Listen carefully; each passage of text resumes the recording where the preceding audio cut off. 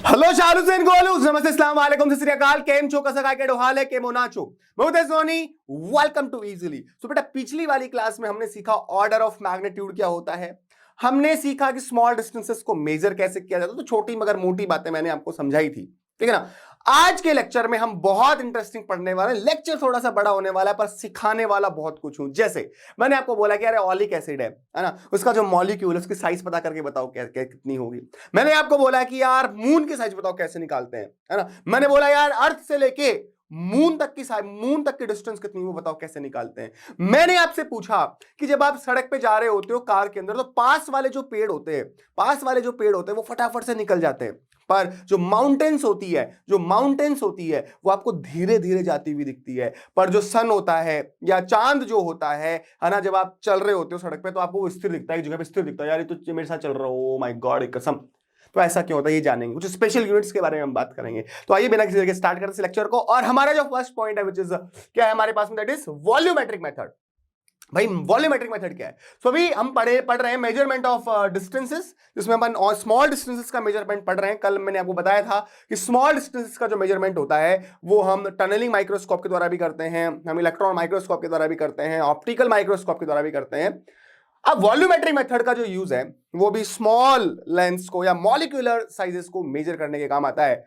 अगर मैं कहूं कि भाई ऑलिक एसिड तुम्हारे पास में है और उसका जो मॉलिक्यूल है उसका साइज बताओ कितना है, तो कैसे पता करेंगे ये चीजें हम सीखेंगे, ठीक है ना। तो आइए बिना किसी तरीके स्टार्ट करते हैं लेक्चर को। आइए भाई साहब, तो हम पढ़ने वाले हैं वॉल्यूमेट्रिक मेथड। सो मान लीजिए मैंने आपको दे दिया भाई साहब क्या, ऑलिक एसिड मैंने आपको दे दिया, मैंने आपको क्या दे दिया, ऑलिक एसिड दे दिया है साहब। अब ऑलिक एसिड मैंने दे दिया, बहुत से बड़ी है सर, ऑलिक एसिड आपने दे दिया।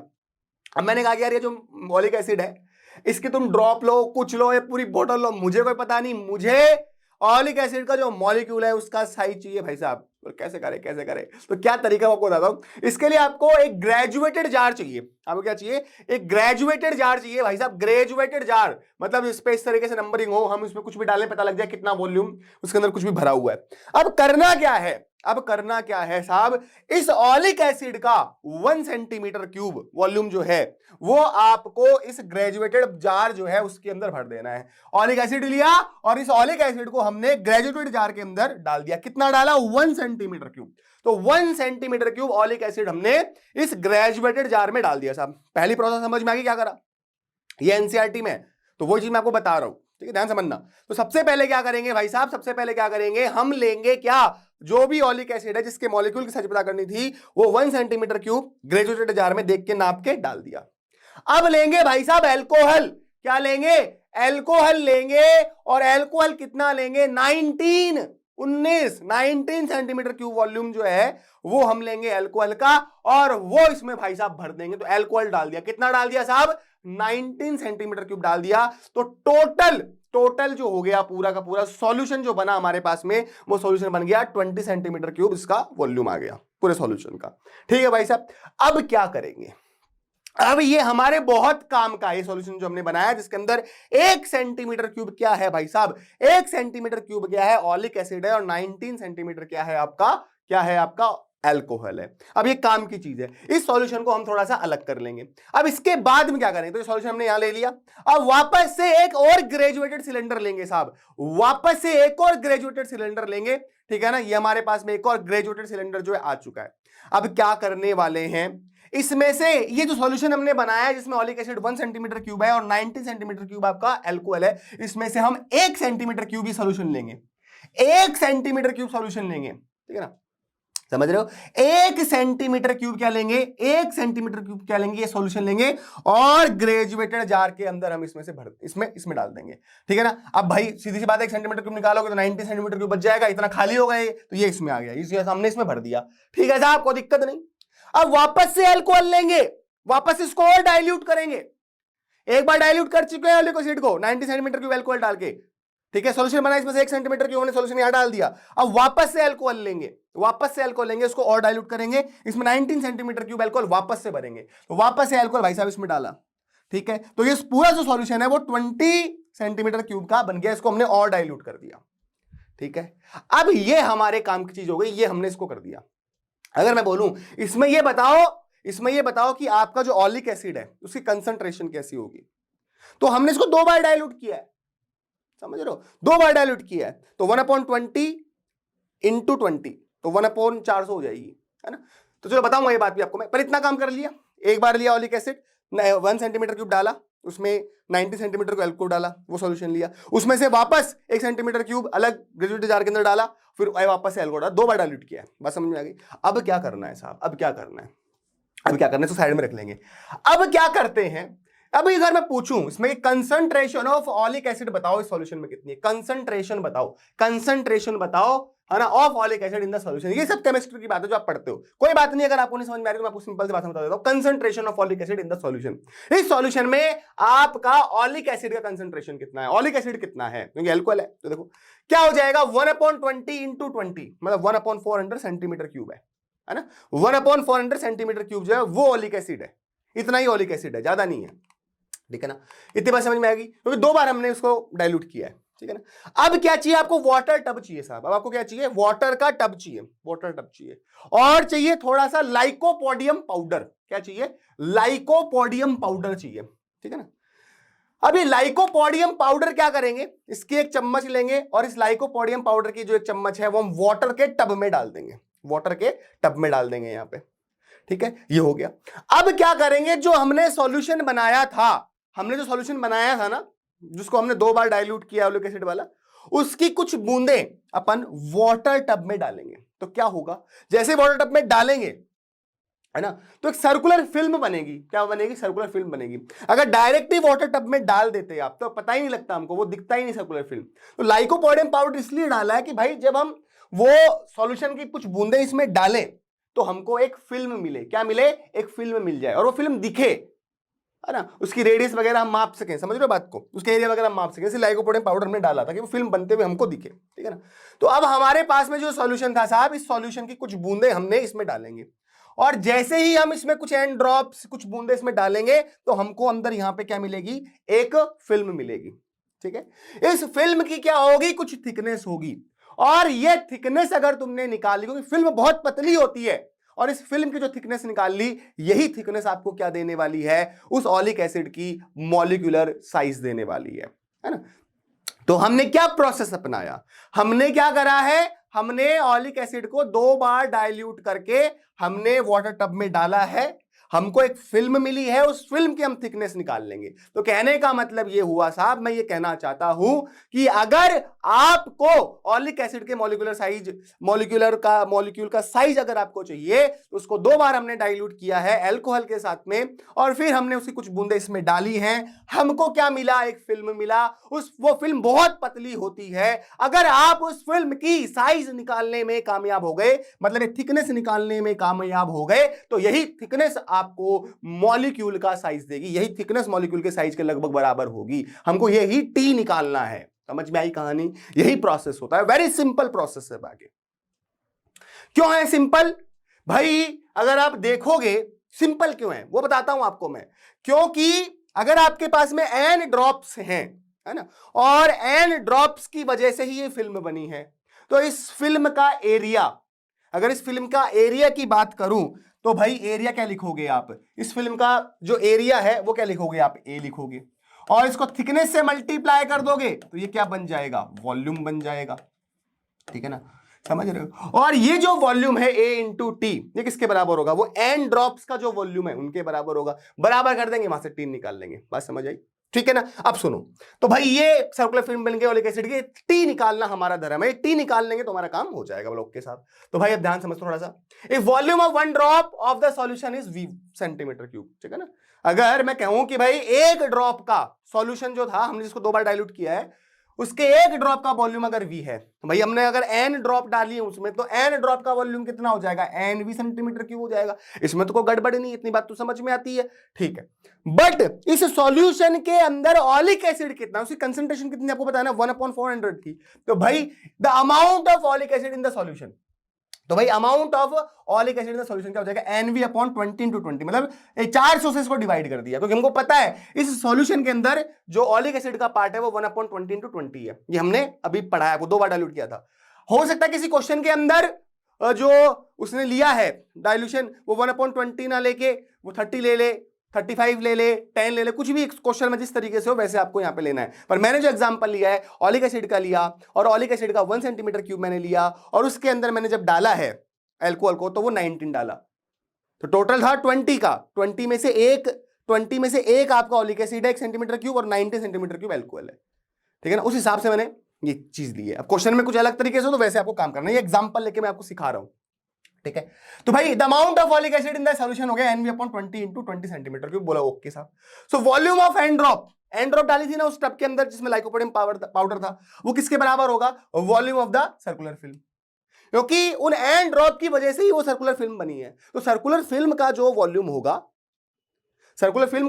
वो किसके बराबर होगा? एन ड्रॉप के बराबर होगा, क्योंकि एन ड्रॉप से सर्कुलर फिल्म बनी है।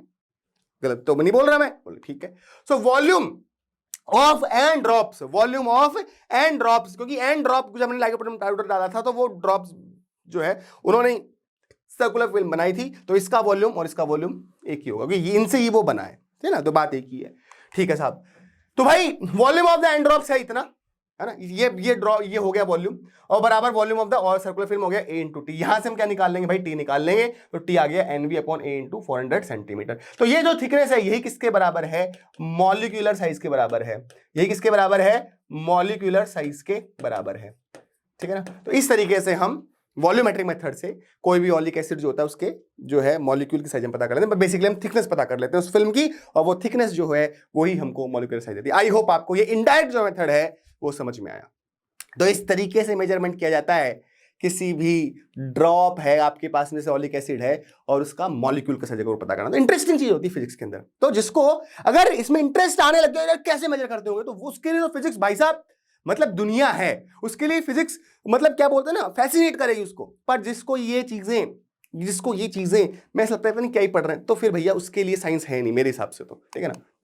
चलिए अब हम थोड़ा समझेंगे, क्या समझेंगे साहब? पैरालेक्स मेथड समझेंगे। अब हम क्या समझेंगे साहब? भाई साहब पैरालेक्स मेथड समझेंगे। मतलब जिस पे मैं चर्चा कर रहा था कि भाई जब आप कार में चलते हो, पास के जो पेड़ होते हैं फटाफट जाते हुए दिखते हैं, पर जो माउंटेन होती है वो धीरे जाती हुई दिखती है। आप करना कभी गौर, और जो सन होता है या जो मून होता है वो मतलब जिसके साथ चल रहे हो, अच्छा चल रहे हो, वो आपको अपने साथ ही दिख रहा है, ठीक है ना। तो भाई ये पैरालेक्स की वजह से हो रहा है। तो पैरालेक्स मेथड क्या है ना, क्या होता है, क्या चीज होती है, वो बहुत सारी हम चीजें भी सीखने वाले हैं, बहुत इंटरेस्टिंग बातें हम करेंगे। चलो आओ। तो भाई मान लीजिए आपके पास में कोई क्या है, कार है, और जब कार चल रही होती है तो आपको ये जो पेड़ होते हैं फटाफट से जाते हुए दिखते हैं, और जो माउंटेन होते हैं कंपैरिजन में धीरे जाते हुए दिखती है ना, और जो मून है आपका, है ना, ये सन होता है, वो आपको स्थिर दिखता है, मतलब उसमें पता नहीं लगता। तो ऐसा क्यों होता है उसको हम थोड़ा सा पहले बार समझने की कोशिश करते हैं, ताकि आपका दिमाग थोड़ा चलना शुरू करे, साइंस आपको फैसिनेट करे, समझ रहे हो बात को। तो ये बातें किताबों में नहीं लिखी होती है ना, पर मैं आपको समझाने की कोशिश कर रहा हूं बहुत सिंपलेस्ट वे के अंदर, है ना, ताकि आपको पढ़ते पढ़ते मजा आने लग जाए। मैं कोई फालतू बात नहीं करूंगा, केवल आपको मैं बच्चा केवल कंटेंट पे कंटेंट दूंगा, समझ रहे हो बात को। कोई फालतू बात नहीं, कोई हंसी मजाक नहीं, क्योंकि मैं चाहता हूं कि मेरे जो बच्चे हैं वो कम से कम टाइम में बहुत सारा सीखें मुझसे, और उसको इंप्लीमेंट करें अपनी डेली लाइफ के अंदर, सोचें समझें, समझ रहे हो बेटा। तो मेहनत करनी है, बात याद करो अपने पिताजी की। हो सकता है आपके पिताजी खेत में काम कर रहे हो सकता है आपके जो पिताजी हैं, है ना, वो रिक्शा चला रहे हो सकता है आपके पिताजी जो है पंसारी की दुकान में बैठे हो सकता है आपके जो पिताजी हैं वो कुछ और काम कर रहे हो, है ना। तो भाई उन चीजों को याद करो। अगर आपको तैयारी करनी है तो डॉक्टर बनने के लिए मत करो, चाहे आप तैयारी करो अपने पिताजी को जो कि बस में चल रहे हैं, उनको भाई एरोप्लेन में बिठाना है। आप तैयारी करो जो अपनी माताजी साधारण से कपड़े पहनी कि भाई मैं उनको बहुत भयंकर साड़ी पहनाऊंगा, बहुत अच्छे कपड़े पहनाऊंगा, उसके लिए तैयारी करो। वो जोश और जुनून होना चाहिए। अपने माता पिता को खुशी देने के लिए वो जोश और जुनून होना चाहिए। जो पढ़ाई का जो तरीका है वो बदलना पड़ेगा आपको, समझ रहे हो बात को। तो वो चीजें याद करो कि मैं यहां से यहां तक कैसे पहुंच रहा हूं, मेरे माता पिता ने मेरे लिए क्या क्या किया, वो चीजें दिमाग में होनी चाहिए आप लोगों के, समझ रहे हो बेटा। इसीलिए ये जो प्रारंभ बैच है मैंने आपको बोला था सबसे कम रेट में दूंगा, ठीक है ना, और फ्री है। फ्री 0 कूपन कोड लगाते हैं, फ्री आपको मिल रहा है। 10 मई तक का आपके पास टाइम था, ठीक है ना। आगे बढ़ते हैं, चलिए सर उसको समझते हैं, थोड़ा सा भी समझते, इमोशनल हो गया मैं बात करते करते आप लोगों से। चलो सर बोलो अच्छे से पढ़ो बेटा, मन से पढ़ो यार, है ना। तो भाई मान लो यहां से हमारे जो गोलू भाई साहब है, सड़क है समझो, और सड़क के किनारे ये पेड़ और ये माउंटेन्स, इसको थोड़ा समझते हैं अपन अच्छे से। तो भाई साहब गोलू भाई साहब की जो कार है ऐसे जाएगी, ऐसे जाएगी, ऐसे जाएगी, है ना। तो भाई एक से थोड़ा समझो कि मान लो यहां पर क्या है, पेड़ है, और पेड़ तो पास पास में होंगे। तो जब आप जाओगे ऐसे, मान लो ऐसे जा रहे हो, इधर पेड़ है, इधर पेड़ है, जब जाओगे आप तो आपकी जो नाड़ फटाफट से घूमेगी देखने के लिए, झटके से, मतलब क्योंकि फटाफट फटाफट पेड़ जो है वो पास हो रहे हैं। पर माउंटेन्स जो होती हैं दूर होती हैं, वो इतना जल्दी से पास नहीं होती, वो धीरे धीरे चलते हुए हमको दिखती है, और मून तो बिल्कुल स्थिर दिखता है। ये होता है, बोला हाँ। तो भाई हमारे जो गोलू भैया है, ये हमारे गोलू भैया हैं, ये जा रहे थे ऐसे। अब मान लो किसी एक पेड़ को देखना था, क्योंकि चूंकि पेड़ जो था वो बहुत पास में था, पेड़ जो था वो बहुत क्या था, पास में था, तो उनको नाट फटाफट से झटकनी पड़ेगी, फटाफट से देखना पड़ेगा उनको, अगर उस पेड़ को उनको देखना, तो फटाफट जा रहा है पास में वो, है ना। और ये जो एंगल बनेगा वो बन गया अल्फा एंगल, ये बन गया अल्फा एंगल। ऐसे ही कोई माउंटेन है, जो अगर माउंटेन अगर दूर है तो वो धीरे धीरे पास होते दिखेगी, तो झटका नहीं लगेगा ऐसे में, मतलब आराम दिखेगा, अच्छा अच्छा अच्छा माउंटेन है, और धीरे धीरे जाते दिखेगी उसको, है ना। पर पास के पेड़ फटाफट देखना पड़ेगा, करा रहे हैं ये फील किया ना आपने, फील, है ना। तो ये जो एंगल की बात करूं, ये एंगल हो गया बीटा। अब थोड़ा सोचो, मुझे बताओ कि एंगल कौन सा बड़ा होगा, अल्फा वाला या बीटा वाला। जैसे ही दूरी बढ़ी है, आप आराम से नाड़ घुमा के देख लो, धीरे धीरे देख लो, धीरे धीरे ये एंगल चेंज हो रहा है, और इसके देखो फटाफट चेंज हुआ है, समझ रहे हो। इसका मतलब अल्फा जो एंगल है वो बड़ा होगा, और बीटा एंगल जो होगा वो क्या होगा, छोटा होगा। तो मतलब आप इस ध्यान में रखो कि जैसे जैसे डिस्टेंस बढ़ती है, जैसे जैसे डिस्टेंस बढ़ जाती है, जैसे जैसे डिस्टेंस बढ़ती है, डिस्टेंस इंक्रीज होती है ना, ये जो एंगल है वो छोटा होता जाता है, और डिस्टेंस अगर कम है ना, तो ये एंगल जो बनाता है, ये जो एंगल बनता है वो क्या होता है, बड़ा होता है। ये एंगल क्या होता है, बड़ा होता है। तो पेड़ पौधे पास में हैं, फटाफट जाते हुए दिखेंगे, एंगल क्या बनेगा, बड़ा बनेगा। माउंटेन्स जो हैं वो दूर होती हैं, इसलिए ये धीरे धीरे पास होता दिखेगा, ये एंगल छोटा होगा। तो दूरी बड़ी तो एंगल छोटा, तो वो उतना ही आपको, मतलब उसकी गति आपको कम दिखेगी, और बहुत छोटा एंगल होगा तो लगभग वो चीज आपको स्थिर दिखेगी। तो ये बात तो समझ में आई कि जो ये चीजें होती हैं, माउंटेन्स जो होती हैं, वो आपको धीरे धीरे पास होती हुई दिखती हैं, धीरे धीरे आपके साथ चलती हुई दिखती हैं, बट जो पेड़ है फटाफट से गुजर जाता है, और जो मून होता है वो तो आपको स्थिर दिखता है। तो ये जानेंगे कि मून स्थिर क्यों दिखता है, क्योंकि ये सब खेल है इस एंगल और इस दूरी का। यही पैरालैक्स है, यही पैरालैक्स पढ़ा रहा हूं आपको मैं, थोड़ा सा और समझाऊंगा बाद में आपको अच्छे से, ठीक है ना। तो भाई अब हम अंतरिक्ष में आ जाते हैं। अंतरिक्ष में इसलिए आ जाते हैं क्योंकि हमको यह समझना है कि जो मून होता है वो हमको स्थिर क्यों दिखता है, ठीक है। हम जब चल रहे होते हैं सड़क पे, जब हम चल रहे होते हैं कार में, तो मून हमको स्थिर दिख रहा होता है, हमारे साथ चल रहा होता है। क्यों चल रहा होता है उस पर बात करेंगे। मान लो ये हमारी अर्थ हो गई, ठीक है, और हमारे पास में ये क्या हो गया साहब, ये मून हो गया, ठीक है। हम तो अर्थ पे बहुत छोटे छोटे डिस्टेंस चलते हैं, भाई साहब। मैं तो कहता हूं तुम अर्थ के इस पॉइंट से इस पॉइंट पे चले जाओ, एक डायमेट्रिक एक्सट्रीम से दूसरे डायमेट्रिक एक्सट्रीम तक चले जाओ, फिर देखते हैं एंगल कितना आता है। बड़ी से बड़ी दूरी तो हम यही चल सकते हैं ना अर्थ पे, एक पॉइंट से यहां से यहां। तो भाई साहब गोलू भैया को हम बिठाते हैं रॉकेट में, और रॉकेट में बिठा के मान लो इस पॉइंट से यहां भेज देते हैं साहब इनको, ठीक है। तो भाई सबसे पहले जो है ये देखना समझना जरूरी है कि भाई ये डिस्टेंस कितनी होती होगी, तो भाई देखो, अगर यहां से बंदा यहां जाएगा, यहां से बंदा अगर यहां जाता है, यहां से बंदा अगर यहां जाता है ना, तो भाई ये कुछ इस तरीके से एंगल बनाएंगे, वही हमने काम किया अभी भी, है ना। अर्थ के इस पॉइंट से इस पॉइंट पर जा रहे हैं, तो मून पर कितना एंगल बन रहा है। अगर ये एंगल बहुत छोटा हुआ, इसका मतलब कोई स्थिर दिखेगा, यही बात हुई ना। और डिस्टेंस की बात करें तो डिस्टेंस तो बहुत ज्यादा होती है, तो कितनी ज्यादा होती है ये, ठीक है ना। इकाई, दहाई, सैकड़ों, हजार, 10,000, लाख, 30,84,400 किलोमीटर, इतनी डिस्टेंस है मून से लेके हमारे अर्थ तक, इतनी बड़ी डिस्टेंस है, और अगर बात करें इस एंगल की, तो ये केवल 2 डिग्री एंगल होता है, बहुत छोटा। और वो भी मैं कब कह रहा हूं, जब आप अर्थ के एक डायमेट्रिक एक्सट्रीम से दूसरे डायमेट्रिक एक्सट्रीम तक चले गए, तब भाई साहब ये एंगल 2 डिग्री है मात्र। यार तुम सोचो भाई, कितनी लंबी दूरी ट्रेवल कर ली तुमने अर्थ पे, फिर भी ये एंगल 2 डिग्री बन रहा है। इसका मतलब एंगल बहुत छोटा है, इसी वजह से, और दूरी बहुत ज्यादा, इसी वजह से हमको जो मून है वो स्थिर दिखता है। जब हम अर्थ पे चल रहे होते हैं तो हमको मून स्थिर दिखता है, और पेड़ पौधे फटाफट से पास होते दिखते हैं, जो माउंटेन्स होती हैं वो हमको धीरे धीरे पास होते हुए दिखती है। आई होप ये टॉपिक समझ में आया, मजा आया, फिजिक्स लग रहा है कि हाँ भाई, ठीक है ना। अब अब हम क्या जानेंगे? अब हम ये जानेंगे क्या कि भाई पैरालेक्स है क्या। इसको अगर थोड़ा सा समझना है तो आपको एक्सपेरिमेंट करना है, एक्सपेरिमेंट करना है। और फिर जब ये वीडियो जब आ जाए, है ना, जब आप ये वीडियो देख रहे होंगे YouTube के ऊपर या इजीली ऐप के ऊपर, तो YouTube के कमेंट सेक्शन में कमेंट करके बताना सर लेक्चर कि आपका बहुत अच्छा लगा हमें, या बेकार लगा हमें, या कुछ समझ नहीं आया, जो भी आप कहना चाहते हो वो करना। और मैं जो एक्सपेरिमेंट करने को बोल रहा हूं वो एक्सपेरिमेंट जो है आपको करना है घर पे, और मुझे बताना है कमेंट बॉक्स में कमेंट करके सर हमने ये एक्सपेरिमेंट किया और हमको ऐसा लगा सच में। ठीक है, आपको क्या करना है, 2 एक्सपेरिमेंट बताऊंगा। पहला नंबर का एक्सपेरिमेंट, पहला एक्सपेरिमेंट, आपको एक स्केल ले लेनी है या पेन ले लेना है, जो भी मर्जी पड़े, रिमोट ले लेना है, कुछ भी ले लेना है। ठीक, और आपके घर में दीवारें तो होंगी, है ना, तो दीवार पे कोई भी चीज हो उसको नोटिस करना है। पहले एक आंख बंद करना, एक आंख बंद करना, दूसरी आंख खुली रखना और किसी भी चीज को देखना और रेफरेंस लेना जो आपके हाथ में रिमोट, पेन या स्केल जो भी है उससे दूरी कितनी है। ठीक है, फिर इस आंख को खोलना और दूसरी आंख को बंद करना और एक बार 2 बार करना, तो आपको ये दिखेगा जिस चीज को आप देख रहे हो एक आंख से, जिस चीज को आप देख रहे हो एक आंख से, तो जो भी आपके हाथ में स्केल है, रिमोट है, पेन है, उसके रेफरेंस में जिस चीज को आप देख रहे हो उसके डिस्टेंस में क्या होती है, बदलाव आता है, उसी डिस्टेंस में बदलाव आता है। ठीक है ना, यही पैरालेक्स है। तो मैंने देखो साइंटिफिक लैंग्वेज कैसा लिखा, parallax is the apparent shift in the position of an object.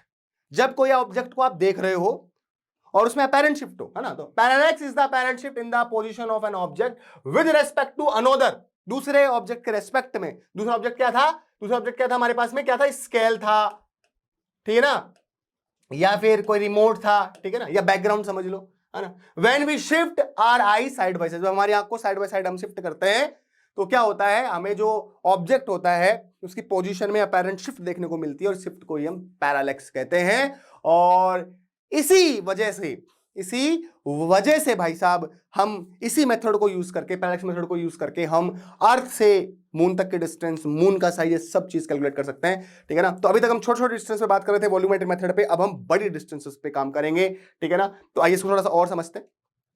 तो एक एक्सपेरिमेंट तो आपको ये करना है, ठीक है, एक और करना है, एक क्या करना है, अगर मैं कहूं कि मैं आपकी हथेली में छेद कर सकता हूं, है ना, अगर मैं कहूं कि मैं आपकी हथेली में छेद कर सकता हूं और भाई साहब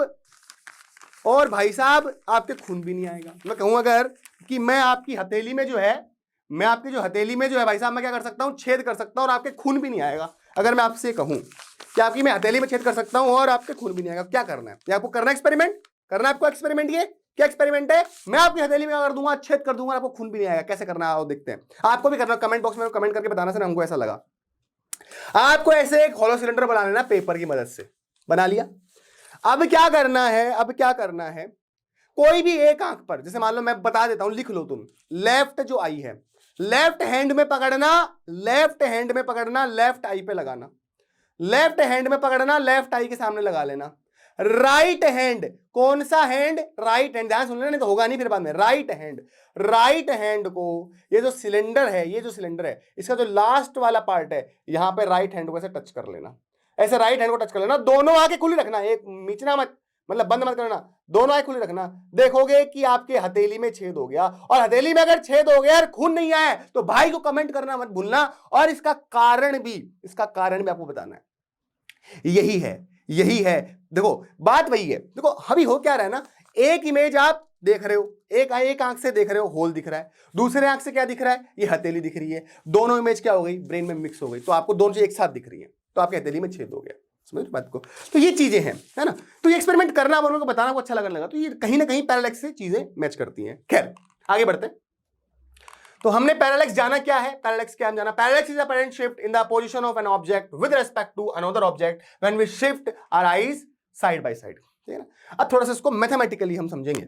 देखो मान लो भाई ये सर्कल है, मान लो भाई ये क्या है, सर्कल। ध्यान सुनना बेटा, बहुत इंपॉर्टेंट बातें कर रहा हूं, थोड़ा लेक्चर थोड़ा सा बड़ा होगा, इंटरेस्टिंग सारी बातें हैं, पढ़ाना मैं बहुत कुछ चाहता हूं। ठीक है ना, तो भाई अगर आपके पास में ये क्या है, कोई सर्कल है साहब, बोलो ओके सर सर्कल है, सारी बातें नहीं होंगी, देखो पढ़ना आपको पड़ेगा अच्छे से। और मान लो मैंने इस सेंटर से पॉइंट ए और पॉइंट बी को इस तरीके से मिला दिया है। ठीक है ना, तो भाई ये जो पूरी डिस्टेंस है, ये पूरी डिस्टेंस क्या हो गई सर, ये कहलाएगी आर्क। क्या कहलाएगी ये, आर्क कहलाएगी। तो ए बी क्या हो गया आपका, आर्क हो गया। आर्क जब होता है इसको बनाते तो ऐसे बना देते हैं, तो इसको बोलेंगे आर्क, ठीक है ना, ऐसे बना देते हैं। तो ए बी क्या हो गया, आर्क हो गया, ठीक है। मान लो ये बड़ा एंगल होगा और ये एंगल अल्फा होगा मान लो, तो एंगल इक्वल टू कितना हो जाएगा, आर्क बाय रेडियस, मान लो रेडियस आर होगी, ऐसा लिख देंगे हम, तो ये आर्क होगा, ठीक है। इस सिचुएशन में जब एंगल बड़ा है, अल्फा जब बड़ा है, तो मुझे एक बात बताओ, ये जो डिस्टेंस है, ये वाली जो डिस्टेंस है, क्या ये और क्या ये डिस्टेंस ए बी, ये पूरी आर्क डिस्टेंस और ये डिस्टेंस क्या बराबर होंगी क्या, बताओ मुझे, सोच के बताओ। नहीं होंगी बराबर, बोलो नहीं सर इस कंडीशन में तो बराबर नहीं होंगी। पर मैं कहूं तुम्हें बेटे, पर मैं तुम्हें क्या कह रहा हूं, मैं तुम्हें कह रहा हूं कि भाई एक काम करो, ये एंगल बहुत छोटा हो, ये एंगल क्या हो, एंगल बहुत छोटा हो, एंगल जब बहुत छोटा हो, ठीक है ना, एंगल जब बहुत छोटा हो, उस केस में क्या लग रहा है आपको, भाई एंगल बहुत छोटा है, एंगल बहुत छोटा, ये जो थीटा है ये बहुत छोटा है, तो ये जो आर्क का मान लो ये पी लिख दिया मैंने यहां पर, क्यों लिख दिया, तो ये जो है ये जो आर्क होगा लगभग इस लेंथ के क्या होगा, बराबर होगा। बात समझ रहे हो, ये बात समझ रहे हो। तो भाई इस सिचुएशन में angle theta equal to arc है ना, तो ये आर्क जो ये जो डिस्टेंस है, आर्क लगभग किसके बराबर होगा, आर्क लगभग किसके बराबर होगा आपके, आर्क लगभग किसके बराबर, इस डिस्टेंस के बराबर होगा, आर्क अपॉन रेडियस, ठीक है ना। तो भाई अगर मैं इस डिस्टेंस को यहां से लेकर यहां तक के डिस्टेंस को मान लो बी बोल दूं, है ना, तो PQ जो आर्क है वो लगभग किसके बराबर होगा, इस बी के बराबर होगा, इस डिस्टेंस को अगर मैं बी बोल रहा हूं तो अपॉन रेडियस, ये मान लो आर है तो अपॉन आर हो जाएगा। बात समझ आ रही है, तो मैं यही आपको समझाना चाह रहा हूं। देखो तो ये थीटा, इसको थोड़ा सा डायग्राम को बड़ा कर देते हैं, थीटा, ठीक है ना, तो ये डिस्टेंस जो है इसको बोलते हैं बेसिस, क्या बोलते हैं डिस्टेंस को, हम बेसिस बोलते हैं, क्या बोलते हैं डिस्टेंस को, बेसिस बोलते हैं। तो एंगल जब छोटा होता है तो यहां से यहां तक डिस्टेंस जो है इसको हम बोलेंगे बेसिस, और बेसिस लगभग आर के बराबर होगी, क्लियर है। और मान लो ये जो डिस्टेंस है ये कितनी, ये क्या है, डी है, अपने डी मान ली, स्मॉल डी मान लिया, आर मान लो, कुछ भी मान लो, है ना, तो बी क्या हो गया, बेसिस हो गया। और ये थीटा इसको बोलेंगे पैरालेक्स एंगल और पैरालैक्टिक एंगल, ये थीटा क्या बोलेंगे हम, पैरालेक्स एंगल या पैरालैक्टिक एंगल बोलेंगे। सो भाई हम जानते हैं एंगल बराबर आर्क बाय रेडियस, ठीक है ना, और जब एंगल छोटा होगा तो ये जो आर्क होगा वो किसके बराबर होगा, इस बेसिस के बराबर होगा, तो basis b upon radius, radius को हमने क्या माना हुआ है, डी माना हुआ है, तो डी लिख दिया, ठीक है ना, समझ लो कहानी। तो ये जो चीज होती है ये कब है, जब थीटा आपका क्या है, स्मॉल है। चाहे तो आप ऐसे बोलो कि थीटा जब स्मॉल होगा सर तभी ये चीज पॉसिबल है, तभी हम आर्क को बेसिस के बराबर रख सकते हैं। या फिर ये बोलिए कि ये डिस्टेंस बहुत बड़ी हो और बेसिस बहुत छोटा हो, ये डिस्टेंस बहुत बड़ी हो और बेसिस बहुत छोटा हो, है ना, तो एंगल छोटा होगा, डिस्टेंस तो बहुत छोटी होगी और डिस्टेंस बहुत बड़ी होगी, है ना। तो अगर बी बहुत क्या है, छोटा, ये डिस्टेंस बहुत छोटी और डी बहुत बड़ा है उस कंपैरिजन में, तब हम बी बाई डी को हम थीटा लिख सकते हैं। बात समझ में आ गई, यही पैरालेक्स मेथड है ना, यही मैथमेटिक्स जो है, यही जो मैथमेटिक्स है हम यूज करेंगे क्वेश्चन सॉल्व करने में, ठीक है ना। इस एंगल को हम बोलते हैं पैरालेक्स एंगल। दोबारा समझा देता हूं एक बार और, सर्कल है, अगर ये एंगल बड़ा होता है उस कंडीशन में आर्क की जो लेंथ होती है ना, वो बेसिस के बराबर नहीं होती, अगर उन पॉइंट को डायरेक्ट मिलाओ तो उसके बराबर नहीं होती। पर जब एंगल छोटा होगा, एंगल जब छोटा होगा तो उस कंडीशन में आपकी जो आर्क लेंथ होगी वो लगभग बेसिस के क्या होगी, बराबर होगी। तो उसी चीज का फायदा उठाते हैं, तो एंगल बराबर हम लिखते हैं आर्क बाय रेडियस, तो आर्क की जगह हम बेसिस लिख देते हैं और जो रेडियस बोले तो ये डिस्टेंस हो गई, समझ रहे हो। तो इस तरीके सर्कल का पार्ट रहा होगा ना, आगे ऐसे, आगे ऐसे, इस छोटे से वाले पार्ट को बड़ा कर दिया था, ठीक है। तो अब हम समझेंगे कि किस तरीके से हम डिस्टेंस निकाल सकते हैं अर्थ और किसी प्लेनेट के बीच में या अर्थ और मून के बीच में। तो आओ आप तैयार हो तो फटाफट से तैयार हो जाइए और अच्छे से तैयार हो जाइए। अब देखो समझते कैसे, तो इसे तो है नहीं, तुमको किसी प्लेनेट से अर्थ तक डिस्टेंस चाहिए, पहले तुम रॉकेट पे बैठोगे, प्लेनेट पे जाओगे, वहां से इंची टेप का जो फीता है वो नीचे फेंकोगे अर्थ पे, फिर नीचे बोलोगे फोन पे बोलोगे पकड़ ले, ओए फीता पकड़ लिया, बोला बताइए इतना किलोमीटर है ये प्लेनेट अर्थ, ऐसे थोड़ी ना होता है। इनडायरेक्ट मेथड है हमारे पास में, इनडायरेक्ट मेथड है लाला, और वो क्या है, वो पैरालेक्स मेथड से हम करते हैं। तो सबसे पहले हम सीखेंगे कि भाई अर्थ से लेकर किसी प्लेनेट तक डिस्टेंस कैसे पता करें। तो वापस बता देता हूं, मान लो ये हमारे पास क्या है, हमारा कोई प्लेनेट है, कोई स्फेयर है, ओके कोई दिक्कत नहीं है, ठीक है ना। तो भाई जब ये एंगल बहुत छोटा होता है ना, और या फिर ये बोलिए डिस्टेंस जब बहुत बड़ी होती है, तो ये जो आर्क होता है ये जो आर्क होता है ये लगभग किसके बराबर हो जाएगा, इस बेसिस के बराबर हो जाएगा। ये मैं आपको क्या कर चुका हूं, सिखा चुका हूं, कोई दिक्कत नहीं है। तो ये एंगल थीटा, इसको पैरेलल एंगल बोल देते हैं। इस डिस्टेंस को मान लो मैं कैपिटल डी से लिख रहा हूं और ये बेसिस है बी, वापस से याद करा देता हूं, ठीक है ना। तो भाई एंगल बराबर होता है आर्क अपॉन रेडियस, ये आर्क हो जाएगा ए बी है ना, अपॉन रेडियस, रेडियस की जगह क्या आ रहा है यहाँ पे डी आ रहा है, ठीक है साहब। पर जब एंगल बहुत छोटा होता है, एंगल जब छोटा होता है तो ये आर्क लगभग किसके बराबर होगा, बेसिस के बराबर होगा। तो बी क्या है आपका, बेसिस हो जाएगा, ठीक है ना। तो एंगल छोटा जब होगा एंगल जब भी क्या होगा, बहुत छोटा होगा, उस कंडीशन में इस आर्क जो होगा वो लगभग बेसिस के बराबर। तो वापस याद दिला रहा हूं ताकि भूल ना जाओ, ठीक है ना। तो भाई यही बात है, ठीक है ना सर। तो भाई इस कंडीशन में हम क्या लिख सकते हैं, इस कंडीशन में हम क्या लिख सकते हैं कि हमारा जो एंगल है वो बहुत क्या स्मॉल है। तो भाई साहब हम क्या लिख सकते हैं, हम लिख सकते हैं length of arc is equal to basis, ठीक है ना, इज इक्वल टू बेसिस। तो बोल बहुत बढ़िया साहब। तो एंगल बराबर हो जाएगा basis upon radius, basis upon radius. भाई एंगल बराबर क्या होता है, आर्क बाय रेडियस, पर आर्क बराबर हो जाएगा बेसिस अगर एंगल बहुत छोटा हुआ तो, या फिर डिस्टेंस बहुत बड़ी हुई तो, ठीक है ना। चलो सर अब कैसे पता करेंगे, मान लो ये हमारी अर्थ है साहब, ये हमारी अर्थ है। आपको अर्थ से किसी प्लेनेट तक की डिस्टेंस पता करनी है, आपको अर्थ से किसी प्लेनेट तक डिस्टेंस पता करनी है। तो भाई साहब ये अर्थ है, अब आपको अर्थ पे 2 लैब बनानी पड़ेंगी, अर्थ पे आपको 2 लैब बनानी पड़ेगी। मान लो एक गोलू की लैब है और एक मोलू की लैब है ना, समझ रहे हो। और ये डिस्टेंट प्लेनेट है, मतलब दूर का प्लेनेट की साइज पता करनी है। देखो 2 चीजें होती हैं यहां पे भी, अर्थ के पास में कोई प्लेनेट है या पास में कोई स्टार है, उसकी डिस्टेंस कैसे पता करती है वो चर्चा अलग है। ध्यान सुनो, अर्थ के पास में कोई स्टार है, उसकी दूरी कैसे पता करें उसका तरीका अलग है। और अर्थ से एक प्लेनेट है जो कि बहुत दूरी पर है, डिस्टेंट प्लेनेट है, बहुत दूरी पर है वो प्लेनेट, उसकी डिस्टेंस अगर पता करनी है तो बात अलग है, तो चर्चा अलग है। समझ रहे हो बात को, तो चर्चा अलग है, ठीक है। तो आप ध्यान सुनते हैं, ये हमारे पास क्या हो गई सर, अर्थ हो गई, ये अर्थ हो गई, बोलो के साथ ये अर्थ हो गई, कोई दिक्कत नहीं है। आपको अगर यहां से लेकर डिस्टेंट 2 प्लेनेट है वहां तक की अगर आपको क्या पता करनी हो, अगर आपको पता करनी हो क्या दूरी पता करनी हो, आपको 2 लैब बनानी पड़ेंगी। ये हमारे क्या हो गई, ये हमारे गोलू भाई साहब की यहां पर मान लो लैब है और यहां पर हमारे मोलू भाई साहब की लैब है, ठीक है। अब क्या करेंगे, अब हम टेलीस्कोप की मदद से क्या करेंगे, इस डिस्टेंट प्लेनेट को देखेंगे। तो पहले गोलू जी देख लेंगे, समझ रहे हो। अब मान लो ये जो दूरी है ये कितनी है, डी है, इस तरीके से समझो। तो भाई पहले क्या कर रहे हैं, गोलू जी देख रहे हैं। मान लो उन्होंने बोला कि यार मैंने टेलीस्कोप को जब देखा तो मेरा जो एंगल बन रहा है, ये मान लो टेलीस्कोप है, यहां से ये लाइट्स आ रही है ना, और टेलीस्कोप से उसने मान लो ये बोला कि यार मेरा इस एंगल पे मैंने है ना जो है इस प्लेनेट को देखा, तो ये वाला जो एंगल होगा ये नोट कर लेंगे। कौन भाई साहब को नोट कर लेंगे, ये हमारे गोलू भैया जो हैं वो नोट कर लेंगे, ठीक है। फिर उसी टाइम में ये भी देखेंगे उस प्लेनेट को, हमारा टेलीस्कोप झुकाएंगे देखेंगे तो ये भी अपना एंगल नोट कर लेंगे। तो हमारे पास अगर 2 एंगल आ गए, कौन कौन से, एक तो ये एंगल आ गया और अगर ये एक एंगल आ गया, मान लो ये एंगल अल्फा है और ये एंगल क्या है हमारे पास में बीटा है, ठीक है ना। तो भाई अगर ये एंगल अल्फा है तो ये एंगल भी कितना हो जाएगा अल्फा, और ये बीटा तो ये भी कितना हो जाएगा बीटा। तो हम जानते हैं जेड की शेप में जो एंगल बनते हैं, अगर ये अल्फा है तो ये भी अल्फा होगा, ठीक है ना भाई, समझ में आ गया। तो इसका मतलब हमारे पास में ये जो पैरेलक्स जो एंगल है वो हमारे पास क्या हो गया, अल्फा प्लस बीटा हो गया। तो गोलू भाई साहब ने बोला ओके ओके ओके, मैंने देखा टेलीस्कोप से देखा तो एंगल कितना मिला उनको, अल्फा मिला। और ये देखा उन्होंने, अब जब मोलू भाई साहब ने देखा अपनी लैब से तो उनको एंगल बीटा एंगल पे, जो अपनी जो टेलीस्कोप उसको बीटा एंगल पे झुकाना पड़ रहा है उनको, तो ये एंगल उन्होंने नोट करा।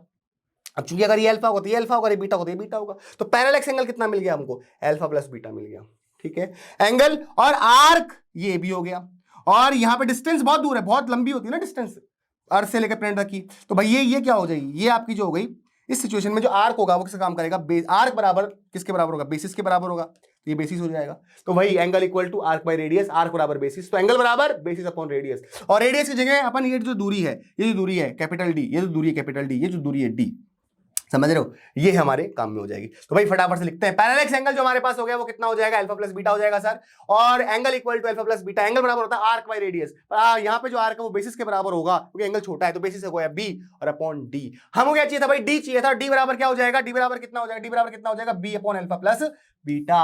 डी बराबर कितना हो जाएगा, b upon alpha plus beta. इस तरीके से हम पता कर लेते हैं, बात तो समझ में। एक सवाल छोटा सा देख लेते हैं, क्या बोल रहा है ये, ध्यान सुनना। The moon is observed from 2 diametrical opposite points A and B on the earth.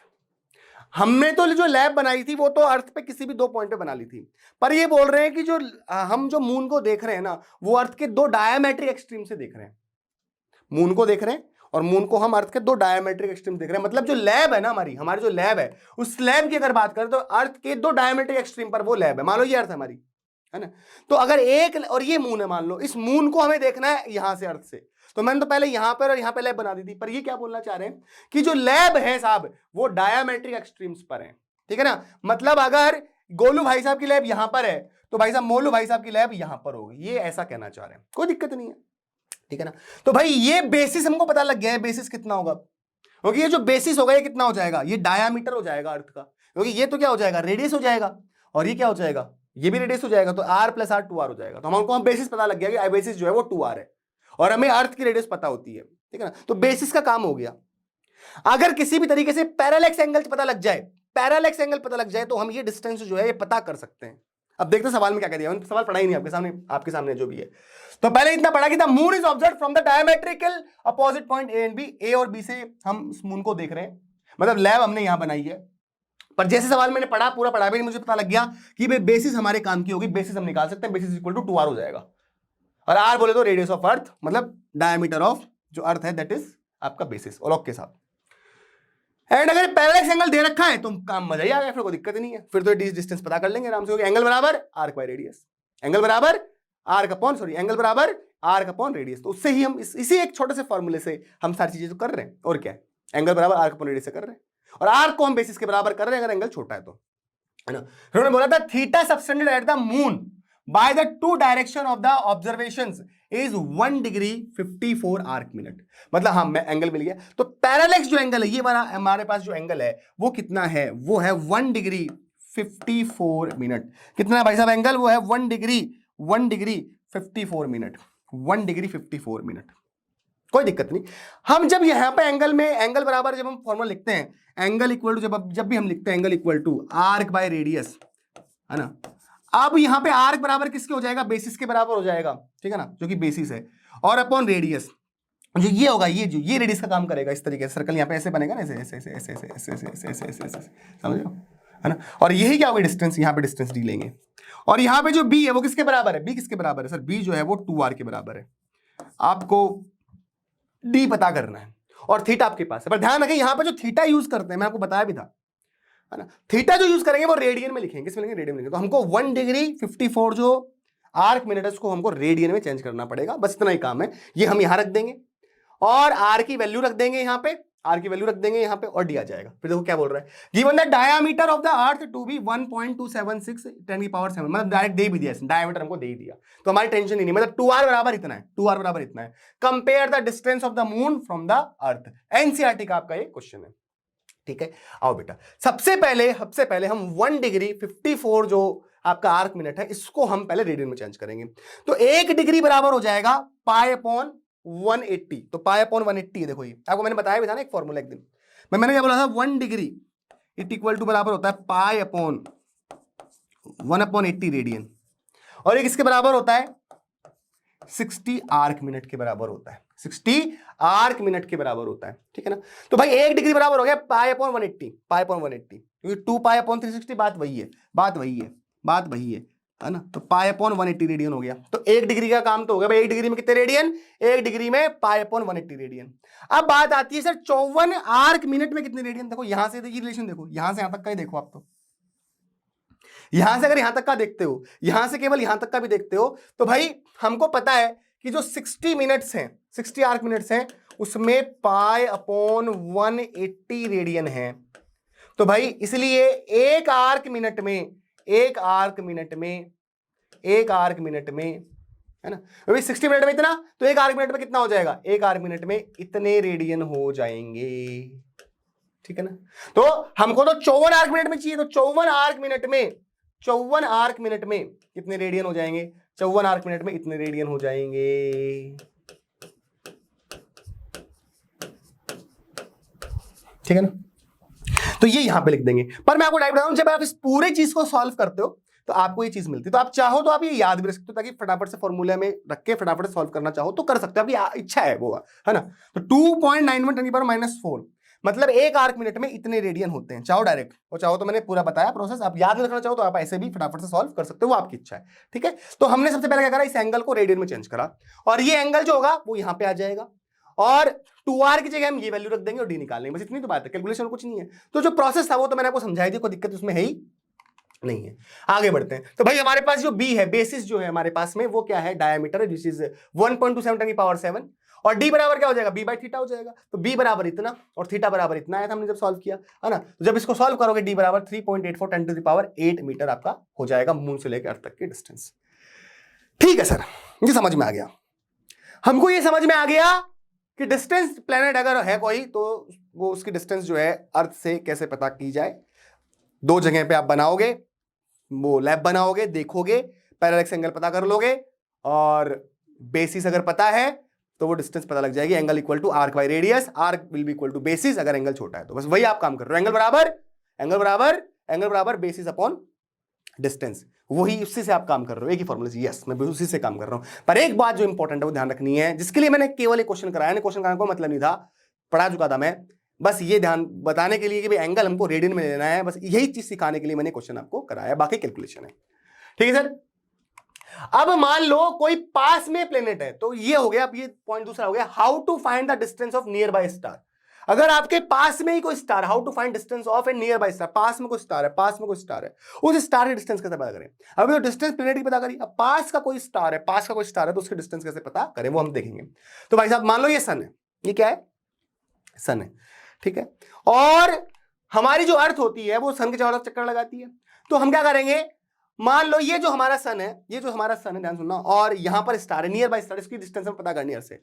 सबसे पहले तो हमको पता है कि 1 जनवरी क्या करूं, 1 जनवरी को, ठीक है ना, क्योंकि 6 महीने बाद में यहां से यहां जाएगी। अगर मान लो 1 जनवरी को यहां थी, 1 जनवरी को यहां थी, यहां जस्ट 6 महीने बाद में ये यहां पे आ जाएगी।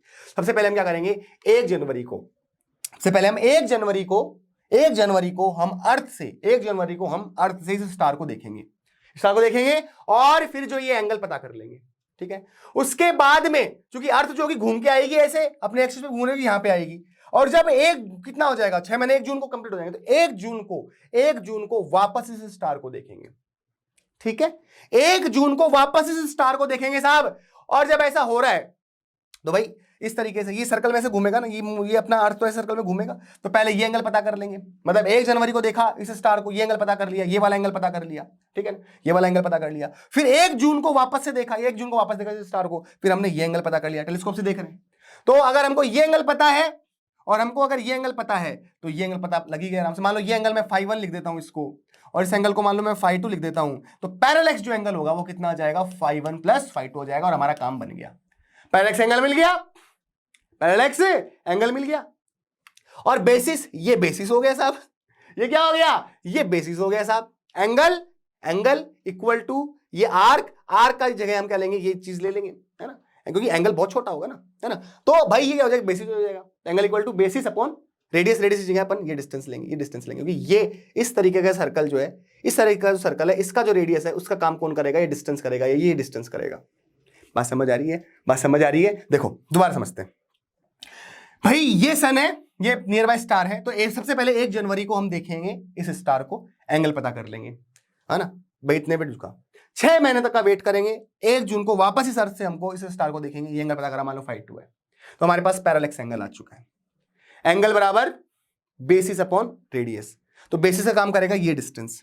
अब ये डिस्टेंस जो है अर्थ से लेके सन तक की, ये किसके बराबर होती है, 1 एस्ट्रोनॉमिकल यूनिट के बराबर होती है, 1 AU के बराबर होती है। ये बताऊंगा अभी थोड़ी देर में आपको, मैं और अच्छे से बताऊंगा। तो 1 AU क्या है, एवरेज डिस्टेंस बिटवीन अर्थ से लेके सन। तो अगर ये AU है और ये भी AU है, तो ये किसके बराबर होगी, 2 AU। तो AU is the unit of distance. Large distance के लिए हम AU का यूज करते हैं, अर्थ से सन तक डिस्टेंस मेजर करनी हो, अर्थ से मून तक डिस्टेंस मेजर करनी, तो हम उसको AU में कर रहे हैं, ठीक है ना। तो 1 जनवरी को देखा, फिर इसको देखा, तो हमारे पास ये पैरेलल एंगल मिल गया, φ1 plus φ2, angle equal to basis upon radius. Basis का काम हो गया ये 2 AU, और ये जो डिस्टेंस है ना, ये रेडियस का काम करेगी, इस सर्कल की रेडियस का काम करेगी, समझ रहे हो। तो ये हमारा काम हो जाता है यहाँ पे। चलो तो ये कैपिटल टू डिस्टेंस डी है, ये हमारा निकालने का मकसद हो गया। तो यहां पर देखिए तो बेसिस जो हो जाएगा बी, ये जो बेसिस हो जाएगा ये 2au के बराबर हो जाएगा। 2au, ए भी लिख दिया उन्होंने, 2au के बराबर होगा, 2au के बराबर होगा ये, ठीक है ना, 2au के बराबर होगा, ठीक है। तो भाई पैरेलक्स जो एंगल है, पैरेलक्स जो एंगल है यहां पर कितना हो गया, φ1 + φ2 हो गया सर। और एंगल बराबर क्या होता है, बेसिस अपॉन रेडियस होता है। तो भाई यहां पर हम लिखेंगे बेसिस अपॉन रेडियस, एंगल बराबर बेसिस अपॉन रेडियस। बेसिस कितना है, 2au है, 2a रख दिया अपॉन रेडियस, रेडियस का हम क्या कर रहा है, कैपिटल डी कर रहा है, और यही हमको निकालना था, ठीक है ना। तो भाई यहां से d बराबर क्या हो जाएगा, क्योंकि ये किसके बराबर है, ये किसके बराबर है, ये बराबर है φ1 + φ2 के, पैरेलक्स एंगल के। एंगल बराबर आर्क बाय रेडियस, ये बेसिस अपॉन रेडियस वही कर रहे हैं अपन। यहां से d बराबर कितना हो जाएगा, d बराबर हो जाएगा यहां से d, भाई तो d निकाल रहे हैं ना, तो एंगल इक्वल टू कितना हो गया, angle equal to basis upon radius, तो d बराबर हो जाएगा 2au अपॉन φ1 + φ2। ये नहीं होगा, क्या हो जाएगा d बराबर यहां से, तो d बराबर यहां से हो जाएगा, d बराबर हो जाएगा यहां से 2au अपॉन φ1 + φ2। ध्यान रखना है किसमें रखेंगे अपन, ये किसमें रखेंगे, हम रखेंगे किसमें, ये हम रखेंगे किसमें, रेडियन में, ठीक है ना। φ1 + φ2 को हम रेडियन में रखेंगे, ठीक है। हम जानते हैं भाई पैरेलक्स एंगल, तो बता देता हूं पैरेलक्स एंगल हो गया φ1 + φ2, ठीक है ना। एंगल बराबर आर्क बाय रेडियस, आर्क की जगह बेसिस लेंगे, रेडियस कैपिटल डी होगा, डी चाहिए, तो भाई b अपॉन φ1 + φ2। और b बराबर किसके बराबर है, b बराबर किसके, 2au के बराबर है, ठीक है, समझ में आई कहानी, ओके सर। चलो तो ये हमने सीख लिया। अब हम कुछ छोटी मगर मोटी बात करेंगे, स्पेशल यूनिट्स पे काम करेंगे, स्पेशल यूनिट्स पे बात करेंगे, फटाफट बता दें, बिल्कुल सिंपल सा टॉपिक, आओ बेटा समझते हैं इसको, बिल्कुल सिंपल सी कहानी है। देखो अगर मैं बोलूं स्पेशल यूनिट्स ऑफ लेंथ, है ना, तो सबसे पहले आ गई माइक्रोन, माइक्रोमीटर, 10⁻⁶ मीटर। ये आप आई होप सबको पता होगा, याद अच्छे से करनी चीजें। ये आपको मैं कुछ चीजें हैं जो याद करने दे रहा हूं ताकि आपको काम आएंगी। 1 नैनोमीटर 10⁻⁹ मीटर के बराबर होती है। हालांकि मैं प्रीफिक्स और सफिक्स पढ़ा चुका हूं आपको। तो 1 नैनोमीटर 10⁻⁹ मीटर, ये लेंथ की यूनिट है, छोटी लेंथ को मेजर करने के लिए। Angstrom 10⁻⁻10 metre, 10⁻⁸ centimetre. आपको अच्छे से नोट्स में लिख के अच्छे से याद इसको करना है। अगर देखें फर्मी, ये भी काम आती है, तो फर्मी मीटर होते हैं 10⁻⁻15 मीटर के, 10⁻⁻15 मीटर के, ठीक है। तो ये यूनिट किसकी आ रही है, लेंथ की आ रही है, ठीक है साहब। अब हम कुछ और देख लेते हैं लेंथ की यूनिट। जैसे एक होती है एस्ट्रोनॉमिकल यूनिट AU, जिसके बारे में हम बात कर रहे थे। 1 AU बराबर होता है 1.496 10⁻11 मीटर, 1.496 10⁻11 मीटर। और एस्ट्रोनॉमिकल यूनिट किसके बराबर होती है भाई साहब, the average distance between the earth and the sun, the average distance between the earth and the sun is 1 AU, ठीक है ना। तो astronomical unit are generally used to measure distance within our solar system. Solar system के अंदर जो distance होती है ना, अर्थ से मून तक की, मून से अर्थ तक की, समझ रहे हो। तो प्लैनेट्स के बीच डिस्टेंस जो है उनको मेजर करने के लिए, सोलर सिस्टम में डिस्टेंस को मेजर करने के लिए हम AU का यूज करते हैं। 1 AU = 1.496 10⁻11 मीटर। अच्छे से याद करना, यहां से क्वेश्चन आता है भाई साहब।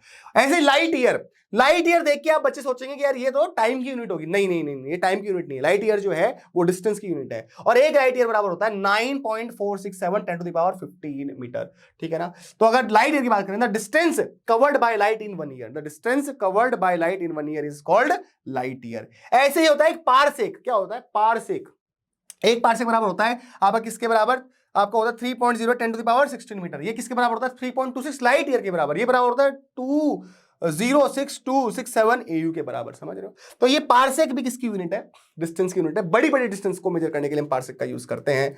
सो parsec is an astronomical term for measuring the distance in the space. तो astronomical unit, light year, parsec, इन चीजों का जो यूज होता है हम बड़ी बड़ी डिस्टेंसेस को मेजर करने के लिए किया करते हैं, ठीक है ना। यहां से क्वेश्चन जरूर आएगा, जो पिछली साल पढ़ाई है इससे।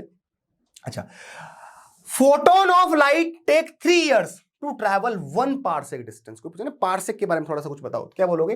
Photon of light take 3 years, 3 साल लगते हैं फोटोन को, लाइट को, है ना, पारसेक डिस्टेंस चलने के लिए। सोचो आप कितनी बड़ी डिस्टेंस होगी, आप खुद ही सोच लो आप, ये ना। So parsec is used to measure the distance between the stars और the distance between the stars and galaxies, है ना। तो इसका हम यूज करते हैं पारसेक का, ठीक है ना। आगे बढ़ते हैं भाई। तो स्पेशल यूनिट, अगर मास की बात करें, स्पेशल यूनिट ऑफ मास की बात करें तो क्विंटल, 100 kg सबको पता होगा। इसके बाद में टन या मैट्रिक टन होता है ना, 1000 kg के बराबर होता है। इसके किसके बराबर होता है, 10 क्विंटल्स के बराबर होता है।